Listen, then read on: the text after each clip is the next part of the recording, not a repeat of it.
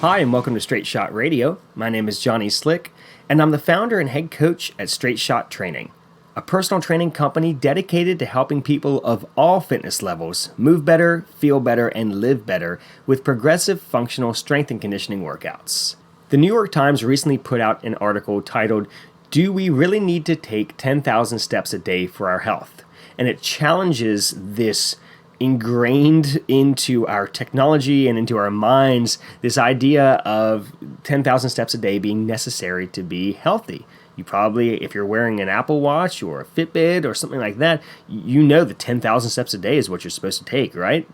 Well, is that really what's necessary? Is taking less okay? Does taking more equal better health? What is the science behind this? Well, it turns out there's not actually a whole lot of science behind it. Now, there has been science done on it since it originally came out, but the original 10,000 steps was really more of a marketing thing. And that's what this article explains. It's a short article, and I figured I would just read it, not exactly verbatim. I'll paraphrase a couple of things, maybe shorten up some of the names of the universities that they cite in here, just so that you all can get the gist of the article, and I can share my thoughts on it really quick here for you. So the title is, "Do We Really Need to Take 10,000 Steps a Day for Our Health?" And this is written by Gretchen Reynolds from the New York Times. The advice that we take 10,000 steps a day is more of a marketing accident than based on science. Taking far fewer may still have notable benefits. Fitness tracking devices often recommend that we take 10,000 steps a day, but the goal of taking 10,000 steps, which many of us believe is rooted in science, in fact rests on coincidence and sticky history rather than research. According to a professor of epidemiology and an expert on step counts and health, the 10,000 steps target became popular in Japan in the 1960s. A clockmaker, hoping to capitalize on interest in the fitness world after the 1964 Olympic Games, mass-produced a pedometer with a name that, when written in Japanese characters, resembles a walking man. It also translates as 10,000 steps meter, creating this walking aim that throughout the decades somehow became embedded in our global consciousness and in fitness trackers. But today, the best science suggests that we don't need to take 10,000 steps a day, which is about 5 miles, for the sake of our health or longevity. In a 2019 study, some researchers found that women in their 70s who managed as few as 4,400 steps a day reduced their risk of premature death by about 40%, compared to women who completed 2,700 or fewer steps a day. The risks for early death continued to drop among the women walking more than 5,000 steps a day, but those benefits plateaued at about 7,500 daily steps. In other words, older women who completed fewer than half of the mythic 10K steps a day tended to live substantially longer than those who covered even less ground. Another more expansive study of about 5,000 middle-aged men and women of various ethnicities also found that 10K a day in steps was not required for longevity. In that study, people who walked about 8,000 steps a day were half as likely to die prematurely from heart disease or any other causes of death as those who only accumulated 4,000 steps a day. The statistical benefits of additional steps above those 8,000 steps were slight, meaning it didn't hurt people to take more steps up to and beyond the 10,000 steps mark, but those extra steps didn't provide that much additional protection against dying young either. Then also, if we do reach the 10,000 step target, it might not be something that lasts. There's a famous study in Belgium that provided local citizens with pedometers and encouraged them to walk for those 10,000 steps a day and try to do it for a year. Of the 660 men and women who completed the study, only about 8% reached that 10K step goal by the end. And then they did a follow-up study 4 years later, and almost no one was still doing that much walking. Most had slipped back into what their baseline was, which was the same amount of steps that they took prior to the study starting.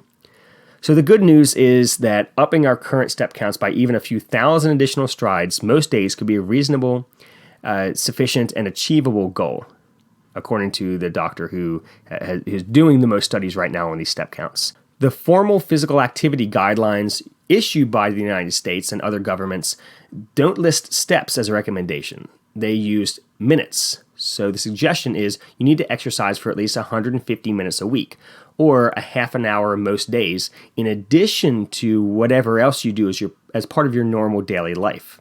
So if you translate that 30 minutes of movement into step counts, that would equal to a little more than 16,000 steps a week of exercise for most people, or about only 2,000 to 3,000 steps most days.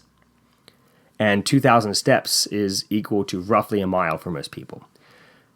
So if, like most people, you're currently taking an average of 5,000 steps a day during the course of everyday activities like your shopping or your housework or working, if you add those extra 2,000 to 3,000 steps, that would take you to a total of about 7,000 to 8,000 steps most days, which seems to be that step count sweet spot. So if you're getting stressed out about that, and this is not part of the article, this is now me talking, the article is over. So if you're getting stressed out about that 10,000 step number that you're trying to hit every day or more, I know some people that try to hit even more than that, the article here is saying you don't have to worry so much about that. That even if you just get an extra 2,000 to 3,000 steps on top of what you're already doing, that's going to be beneficial to your health. Now, here's where I can think of actually a lot of different ways to view this article, but two main ways to view it. On the one hand, I like the low barrier of entry. I like it making things more accessible for people. That, hey, this 10,000 step goal, which is a lot. I mean, that can be, several miles of walking a day, which a lot of people just don't have time to do. It lowers the barrier of entry because you're saying you actually only have to do about a half an hour of walking a day. And a half an hour really is a minimum. I tell people you should be moving for an hour a day, every day. But a half an hour is great if you can do that. So lowering the barrier of entry is great to get people in where the functional fitness world tends to forget people. Because we get into our burpees and our barbells and our kettlebells and things like that and think, well, this is optimal for health. Well, yes and no. I mean, it's great to have strength that translates to things outside the gym so you're not getting hurt when you're picking things up and you can play with your kids, you can be active and healthy. That's awesome. But you also have to remember that there is a large population in our country and throughout the world that doesn't even stand up off of the couch or out of they're in the desk all day and then they drive home and then they sit all night. So just getting people to move more by lowering the barrier of entry by saying you don't have to hit 10,000, can you get 2,000, can you get 3,000? I think that's great. That's on the one end. On the other side of this, it seems like there's always things coming out in articles that are trying to make fitness easier for people, which, like I said before, is good for the low barrier of entry, but at a certain point, it has to be progressive or you're never going to get fit.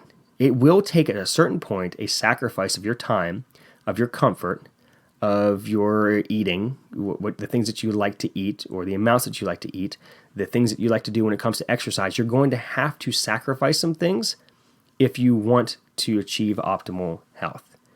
If you're currently living an unhealthy lifestyle, you're going to have to change your lifestyle. So I think the low barrier of entry is great, but also you can't baby people. Okay, just at a certain point, people do have to be pushed a little bit, which is why I think that personal training is so important. But there's also a wide range of progressive fitness in between your couch potato and your CrossFitter. And in between that, we need to be able to, let people move through and get to a certain point where they are happy with their fitness. And they don't have to be doing, the things that you see, functional fitness athletes do in order to be healthy. You can just be more active and be very healthy. But if you have goals when it comes to your body fat or muscle mass or lifting goals, or you want to be strong enough to be able to do the monkey bars with your child, or you want to be able to, do yard work all day long and not get tired and be able to, shovel snow and things like that, you're going to have to do some more than just the bare minimum. The other, I guess there's actually a third way I can see this article, is that the whole point of these steps is this arbitrary thing, and even converting the minutes into steps. When you're lifting weights, you're not actually stepping that much, but you burn a ton of calories when you're lifting weights, and you're boosting your metabolism, and you're going to be burning more calories throughout the rest of the day. You're going to be building lean muscle mass. Muscle is an extremely important organ in your body. It's going to help you with blood sugar management. It's just going to help you with your physical appearance if you need to gain some muscle mass and lose some body fat. I mean, so there's so many benefits to weight training that everybody should be doing it in some way or another. And if you're just thinking about steps or minutes of moving, it all kind of comes back to just physical activity or cardio, when you really need to be worrying about having a mixture of cardio and strength training. So converting those minutes of activity a week, I think, is good for just general moving around. But don't be so worried about those steps, because in that 150 minutes or half an hour to an hour a day, 2 or 3 of those days can be weight training, and 2 or 3 of those days can be cardio, or just going for a walk or riding a bike or something like that. So again, the step thing, the 10,000 steps is kind of arbitrary because it wasn't even based on science. It's really closer to 7,000 to 8,000 steps. But then even just the steps themselves is not the important thing. It's just about moving and finding something that you enjoy doing. If you don't enjoy going for long walks and you'd rather be under a heavy barbell, just make sure that you are training progressively and not hurting yourself, and training in enjoyable ways. Make sure that you're doing enough conditioning of some type to have a healthy heart, and you're good. If you don't like lifting weights and you know that you need to be strong, so you need to do it, twice a week and do the bare minimum when it comes to lifting weights, and then you love getting out on your bike and riding your bike, then go for it.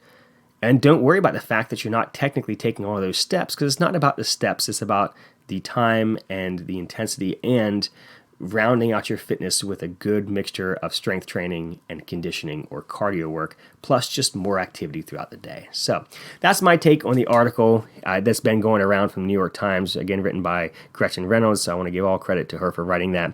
If you have thoughts on this, I would love to hear what your thoughts are on it. If you want to contact me on social media, the handle is @StraightShotTraining. You can also email me at Johnny, JONNY, @StraightShotTraining.com. If you would like to check out everything that we have to offer in the way of remote and in-facility training services with Straight Shot Training, we would love to see you back in person. And if you live too far away from us, we would love to train you online. Just head over to straightshottraining.com and see everything that we have over there to offer for you. Again, if you can share this episode with your friends, that would be awesome. Make sure that you subscribe to the show if you aren't already, and please leave me a rating, and actually a written rating if you have a second to do that. So thank you so much for listening, and have a great week, everybody.